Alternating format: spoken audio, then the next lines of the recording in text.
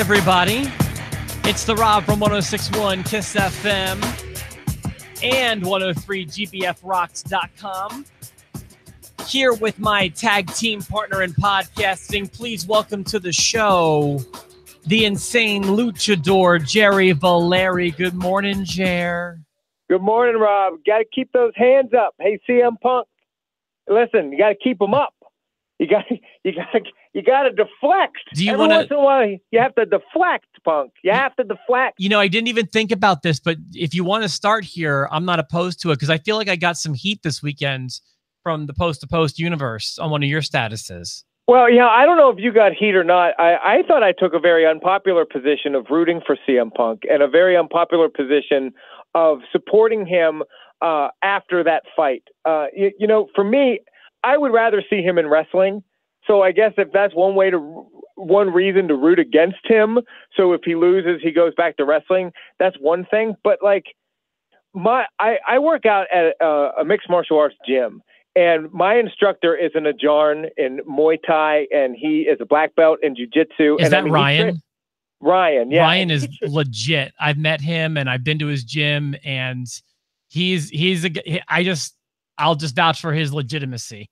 So yeah, I mean, he's trained with real mixed martial artists like Dominic Cruz and Donald Cerrone, and he's trained under Eric Paulson, who trained Brock Lesnar for a while. Like he's legit in that world, and he opened up one of the best mixed martial arts camps on the Eastern Seaboard in the Northeast, and that's right here. And he likes to focus on just teaching fundamentals, and that's why he can have 40-year-olds like me that aren't really going to fight competitively, but I enjoy it. And him and everybody in that gym just crap on CM Punk. And I found out from him that it's because they're offended. They're offended that he got that opportunity. They're offended that he just kind of walked into the UFC.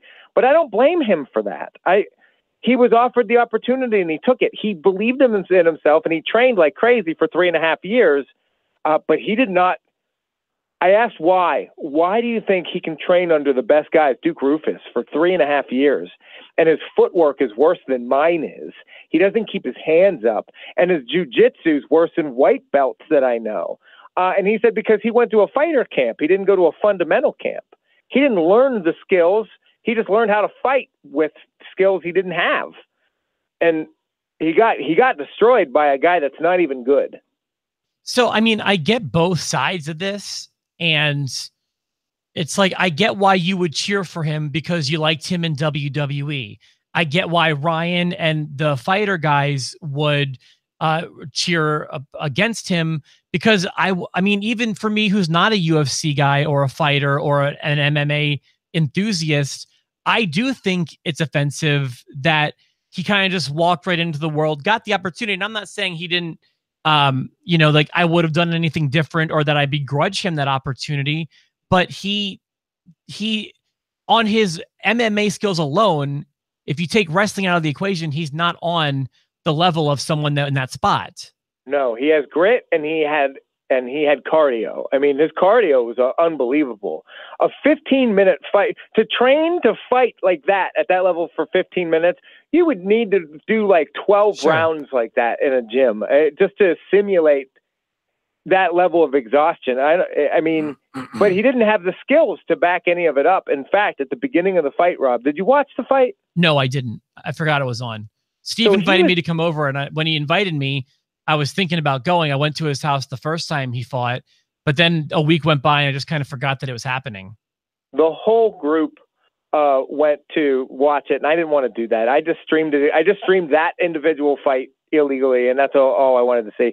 He was throwing these leg kicks, and after the first round, his coaches told him to stop it, and I couldn't believe he didn't get knocked out after those. He'd throw a leg kick and miss, and then what you're supposed to do is whip your body back around and be in fighting position again. If you've missed so badly, you just finish spinning.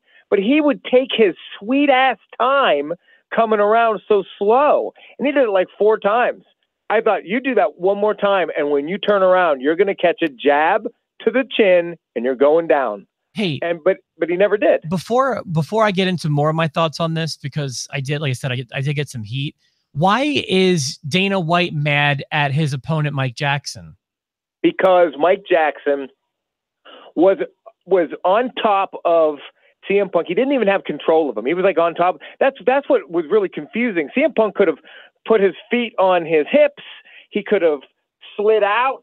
He could have done so many things in jiu-jitsu that I don't know to get out of that, and he didn't. And Mike Jackson just sat there and was looking away and showboating and goofing around, and he could have finished him, and it looked like he was styling and just trying to milk it for all the TV time he can get. He was having fun. He wasn't getting hurt. He was beating the living hell out of CM Punk, and he didn't take any shots that scared him, and he knew he was up on points.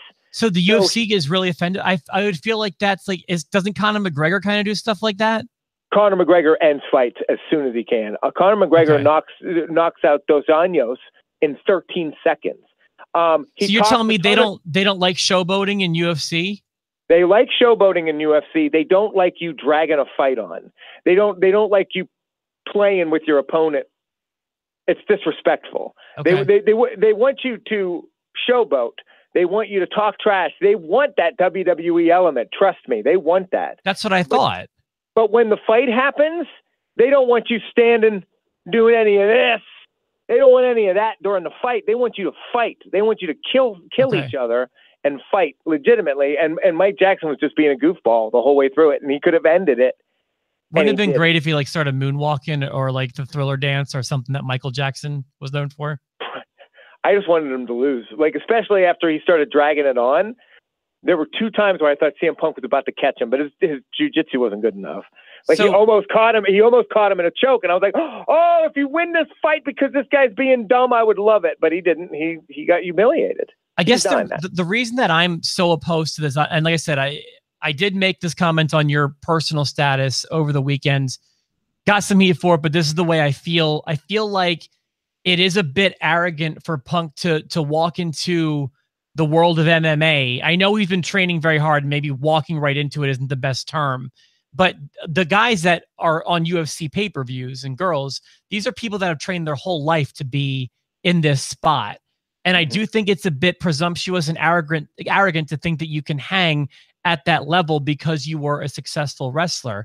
And he was one of the greats for the short time he was doing it in WWE. And I feel like he really pissed that away.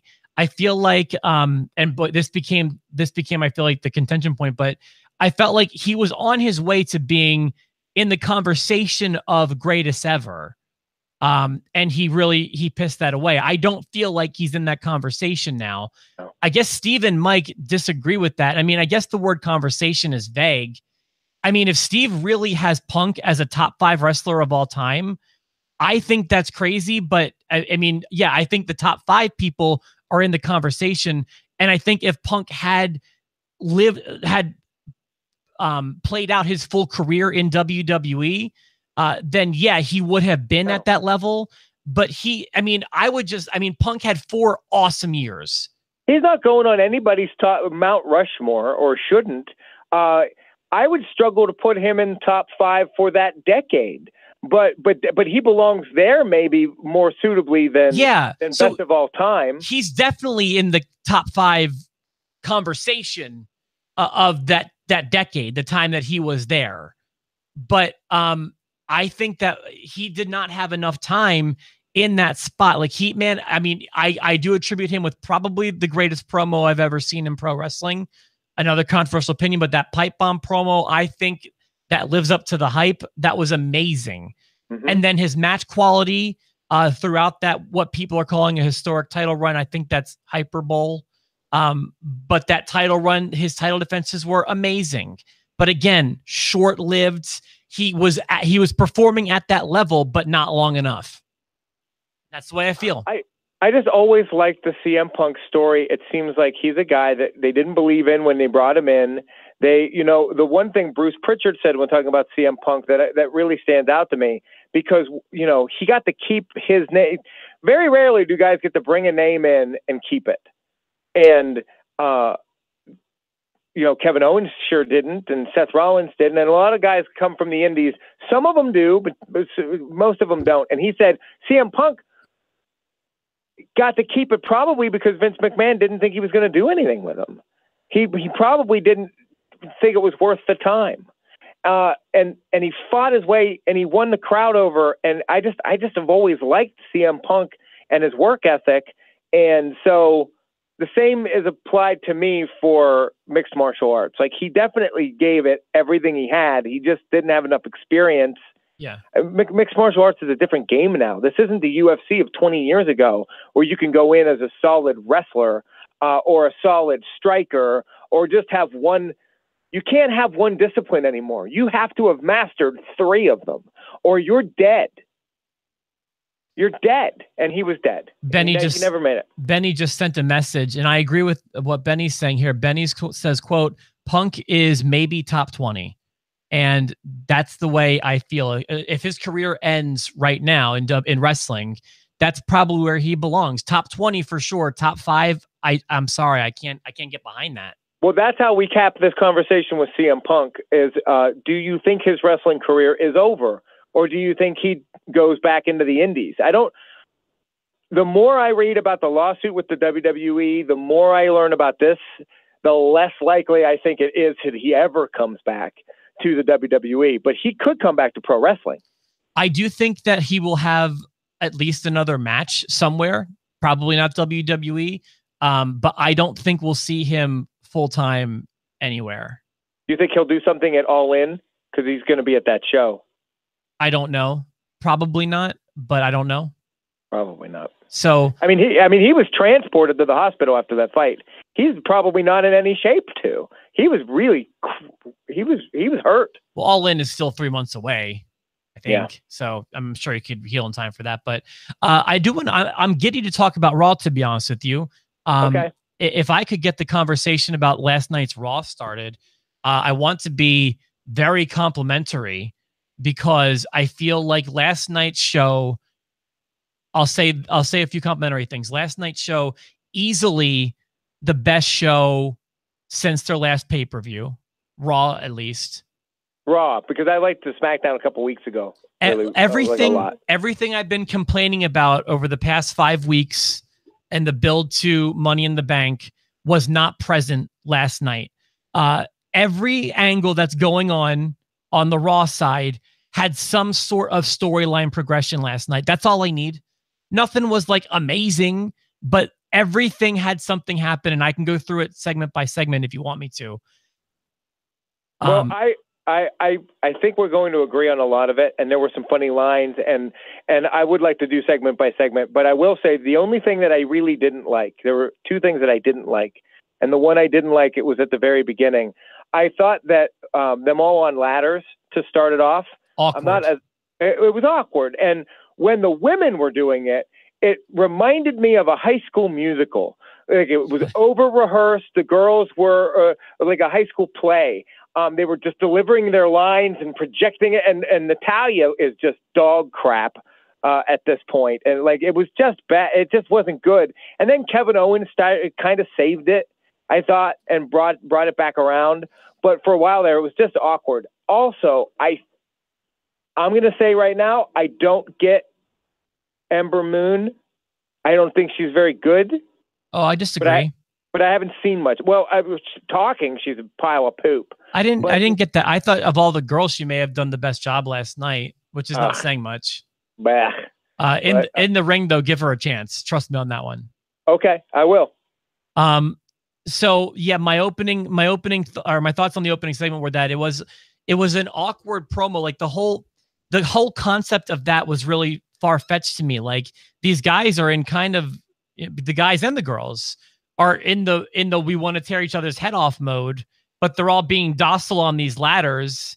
It just seemed very phony to me. But I didn't think it was necessarily a bad segment. I just thought it was ill-conceived and awkward. There was bad acting coming from the women in that segment. But yeah, other than that, I was fine with it. And then you get a 30-minute women's match. Right. But it's also, I wanted to mention Corbin here real quick too. Oh, yeah, big new look Corbin, the constable. I like the term constable Corbin, but I don't think this makes a lot of sense to me why Corbin was appointed. I know Stephanie made him the constable, but why is still not clear to me. I mean, we just need a thin TV reason why. But the real reason why is he's drowning and they repackaged his ass and with no time to spare. What do you think of his haircut? I like it. I like it because he doesn't look like he's balding anymore. He looks like he shaved his head. I think I don't like it, but I don't know. I might need to see him in the ring. He had that kind of like that whiplash effect of his hair, and I thought the hair kind of gave him an edge a little bit personally. I like it. I was more scared of Baron with the hair than Constable Corbin without it. Quick side note, Kurt Angle is getting much better at saying WWE. I feel like he's practicing. You know how like in Anchorman or like in comedies when like people are going to speak in front of a whole bunch of people, they start doing like tongue twisters. You know, red like, leather, yellow leather, red leather, yellow leather. I imagine Kurt just always saying double E, double E. Like he's always saying WWE. WWE. So I thought I just took a few notes. I'm not actually going segment by segment, just where my notes come. I thought the gender segment was a little weird. Again, I'm happy that stuff happened because they've just kind of been resting on it. Like these two are fighting and that's all you need to know. It was weird to me because, again, from a wrestling is real point of view, so Jinder needs permission for the match with Roman Reigns, which, by the way, is also happening on their pay-per-view on Sunday. Yeah. But he doesn't. I'm glad they didn't deliver it. I'm glad they didn't deliver on that match last night. But he's allowed to just change it to Roman versus Samir. All right. On what level is that ever plausible? But then I started thinking, like, okay, maybe the match he asked for the whole time was Roman versus Samir and was just kind of lying to Roman. And I'm like, well, I don't know. It's just kind of weird. It's just kind of, the whole segment came off as weird to me. And he teased the Great Khali, and everyone booed when the Great Khali didn't come out. And I was relieved. I agree, and I thought that was a nice touch. Yeah, that was good. Here's the thing. So Seth Rollins and Elias, stuff happened. Roman and Jinder, stuff happened. That's going to be like the theme of my notes is stuff happened. Like, yeah, so, you know, Rollins really just broke the guitar. But hey, I love how they set it up. It wasn't just a guitar; it was a custom guitar, and it was a gift from John Mayer. And it reminded me of Ravishing Rick Rude's tights, and I loved it. I loved the airbrush Intercontinental Championship. I love that I really am digging Elias. Also, that was the home, that segment of the line of the night. Please. I thought. John Mayer's not hip hop, dummy. Yeah, is that something that Coach thought? Yeah, Coach was like, he's one of the most influential artists in hip hop, and Graves was like, John Mayer's not hip hop, you dummy. I thought that made me laugh out loud. And then the other line came earlier from Kevin Owens when he was like, Finn, we know you can't beat Braun Strowman. I probably could, but it would probably be taxing.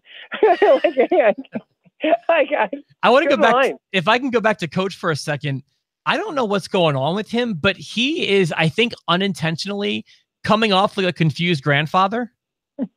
Like, I was real excited that he's back, and I mean, I'll take him any day over David Otunga, and last week was a great reminder why. Yeah. But he is really coming off as like a really confused old man.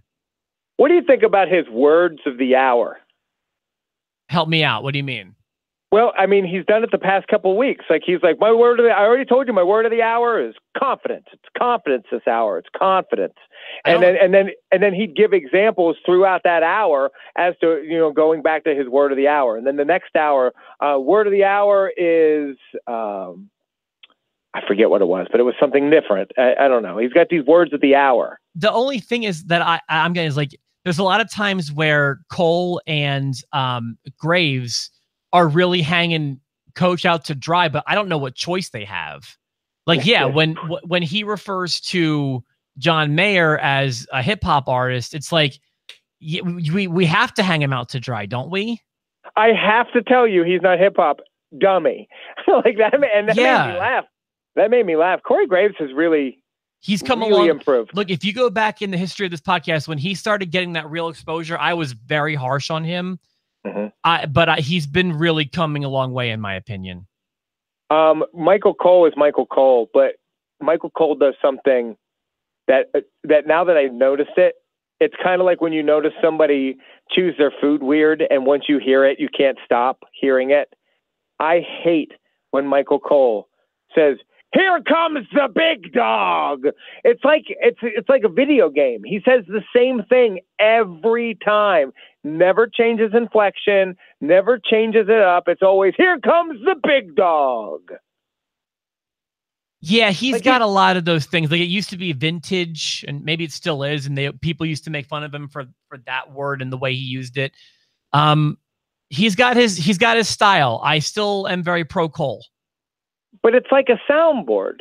Like I could just have a Michael Cole soundboard, and anytime Roman Reigns comes out, I just hit the button that says, "Here comes the big dog," because he doesn't say anything else. I don't like it. Well, that's fair. I guess I haven't really been bothered by that, but if I started to notice it, it might bother me. So Arkansas cheered Roman Reigns, I noticed. Oh, is that where his hotbed is? Well, they booed him for a bit, but then they can't be cheering for Jinder Mahal. It's a rule of Arkansas. Oh yeah. Listen, they just stopped segregating schools down there, I think. Wasn't that true or something like that? Oh my God. So let me allegedly also point out that stuff happened finally. Like, I've been waiting for this from you're gonna be surprised with what I say here, but the Riott Squad.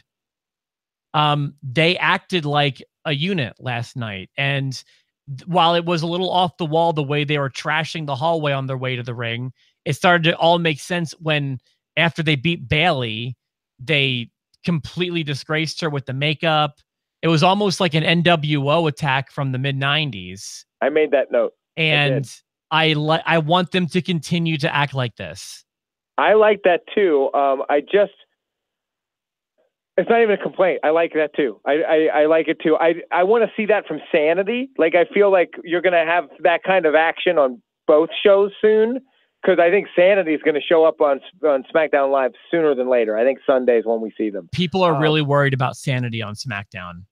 Why is that? Apparently, I don't know how this could happen. My understanding is either Vince called them up through his teeth, or Vince was unaware of them being called up. But apparently Vince just doesn't get Sanity. And I really enjoy them. I'm with you. But I just hear, again, the things I'm reading, which I know nothing, but the things I'm reading is Vince is not a fan of Sanity. Boy, how can you watch some of them? And Eric Young got a lot of credit as like the worker for them. But Killian Dane has put on some incredible matches. Well, isn't Killian in the title match this weekend? I don't think so. I don't know. Maybe. Who's Aleister Black fighting? Oh, it's Lars. Yeah, Lars. I'm sorry. Yeah, I was confused about that. I didn't know much of NXT's card this weekend, but I'm really excited because we have an Evansville NXT on Friday, and then their pay-per-view is Saturday. Yeah, how far away are you from Chicago?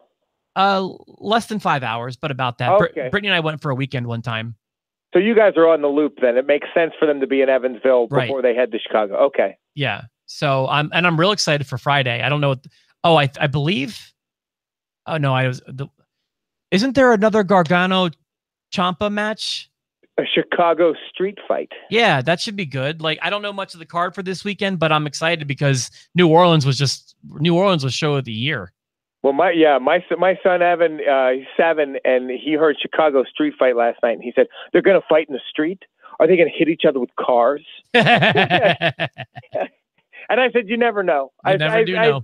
I said, Goldust and Roddy Piper did, so you never know. No, that was a Hollywood backlot brawl. That's totally different. Oh, yes, you're Although right. I believe there was specifically a Chicago street fight at WrestleMania 13. They used a kitchen sink Everything but the kitchen sink. They got to get that in there. When did they call? Remember, Dean Ambrose and Luke Harper had a street fight, but I forget where that was. Oh, I don't know.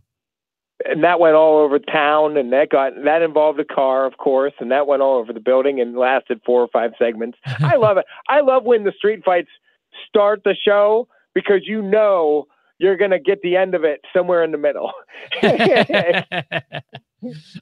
So let me go back to my notes if we could just for a second here. What else do I have? Sorry, my phone went into sleep mode. Okay. Made the note. This is the best Raw since the last pay-per-view. Owens doing doing a gimmick throughout the whole show, trying to recruit the other guys to team up against Braun. I will say I did fall asleep during the main event. I was very tired. The main event was kind of inconsequential, but it was nice that they had that thread of a story with Kevin trying to recruit very sensibly people to team up against Braun Strowman. Yeah, and when it backfires and Braun Strowman wins the match anyways, it all but guaranteed to me, unfortunately, that Braun Strowman will not be winning Money in the Bank.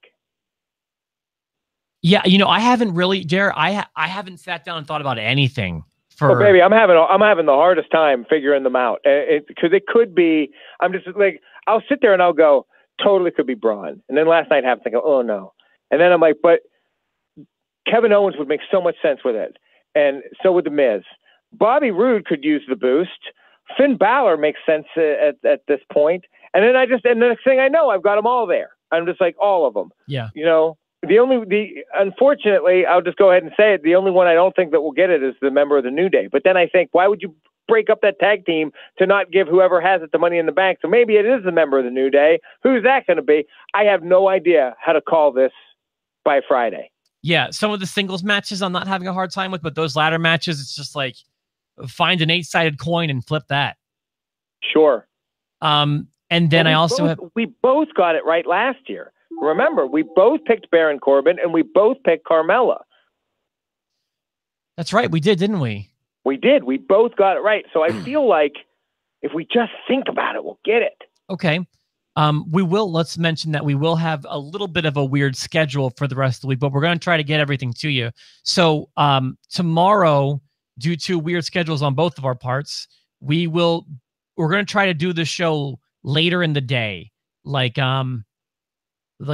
what time are you thinking you might be able to? Oh, my broadcast is till 3, so it'd be after like 4. That's 3 our time. So probably maybe in the neighborhood of 3 our time, we'll try to get you our SmackDown recap. Sure. And then we're not able to broadcast on Thursday, so we're going to bring you predictions on Friday this week. So that I got that right, didn't I? You got it right, man. We're going to kill it. It's been a long time since a prediction episode. I'm excited. Yeah, it's been 6 weeks, so I'm jonesed about that. Just a few more things. Again, Jackson Rousey, they did stuff. You know, I'm not going to say it was a home run stuff, but they did stuff. Man, look at my face. Oh, look at my face. Look at my face. Nia Jackson, Ronda Rousey, it is missing the mark with me in a big way. There's some girls that can carry story segments, and 2 of them are not Nia and Ronda. Yeah, I mean, the armbar didn't even look good. I feel like for Ronda Rousey's first singles match, you needed to put her in with somebody that could have a backpack match, that could carry a backpack through a 4-star. And I think Charlotte was the answer. And they gave her Nia instead. But so Sasha could have done it. Becky could have done it. I mean, there's so many better choices than Nia. Well, I read that she'd been training with Charlotte at the Performance Center. Charlotte was taking as much time as she could to help Ronda leading up to WrestleMania. So they're familiar. That's how you've got to introduce her, right? My biggest problem, Jer, is just like it's how bad they are on the mic. Like Rousey's still doing that really pouty, sour death stare, and Nia can't carry a story segment. I wish they would have given her to Paul Heyman. Which one? And Ronda. I understand it's kind of like she's going to get the face pop and everything, but like she can't talk yet. So she needs somebody to help her with that. Paul Heyman would have been perfect because you could have just said, you know, he does the UFC guys. He does the mixed martial arts people. You know, he's got Brock Lesnar. He had CM Punk. He can do Ronda Rousey. I don't like that fit. I feel like she needed somebody different, but she still needed somebody. She needs somebody. So yes, that was what I felt about that. At least from a writing standpoint, like they didn't phone in the segment, like something happened. Right. And then even Kurt Hawkins and No Way Jose, I thought was memorable.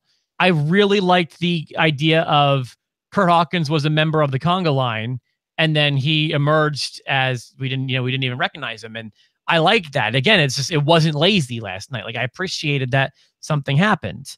I like the B Team's new entrance music. Okay. I don't know if I liked it, but it seemed kind of, it was there. It was there, and they came out and they did a good job. And I'm starting to really dig Matt Hardy and Bray Wyatt together, and I hope they keep that going. And then let's also not forget the obstacle course last night with Sami Zayn and Bobby Lashley. I did want to bring that up because I've given you a really hard time about those two, and that was a really fun segment, and that was really well done, I thought. Sami Zayn, he leveled up there. He's doing a very good job with a clunky script and a guy that's not right. But my problem is Lashley's not selling any anger. He's like, there's no frustration. It's just smiling the whole time. He's not selling any emotion, and it takes away from it. It does. So when you combine all the elements of this Zayn Lashley feud, let me just take you through three of them. You have the memorable promo, not saying good, I'm just saying memorable promo with the three sisters. You've got last week, I think it was, where he accused him of stolen valor. Mm-hmm. You've got the obstacle course last night. I feel like this has turned into an acceptable feud for me. It's good. It's good. And I think the match will be better than people expect it to be. Well, time will tell about that one, but I'm just talking about from everything that goes into wrestling feuds, this has had what it needs. Yes, Lashley is a little goofy and smiley, and he's not really carrying his end of it, but at least. So what did they do last night? They showed off his that stuff he did in the obstacle course was damn amazing. He was super impressive. Yeah. I've always loved chicken crap heels, for lack of a better word. Yeah.